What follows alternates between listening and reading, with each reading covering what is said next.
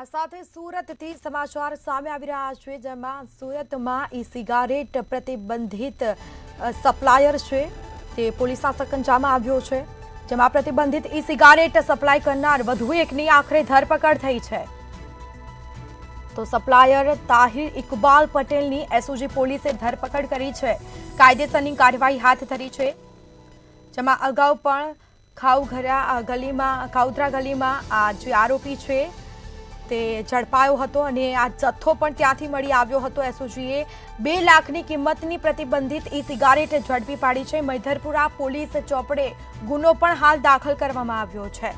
તો અગાઉ પણ આરોપી વિજય દેવરજાનીએ પોલીસે ઝડપી પાડ્યો હતો, વધુ એકની ધરપકડ થઈ છે। આરોપીની પૂછપરછ દરમિયાન વધુ 10 નામો સામે આવ્યા હોવાનું પણ સામે આવ્યું છે, જેમાં સપ્લાયર તાહિર ઇકબાલ પટેલની એસઓજી પોલીસે ધરપકડ કરી।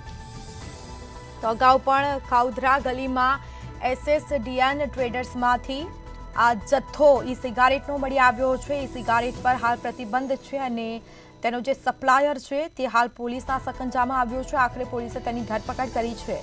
આ મામલે હજી પણ 10 નામો સામે આવ્યા હોવાનું પણ જોવા મળ્યું। આરોપીની પૂછપરછ દરમિયાન 10 નામો સામે આવ્યા હતા।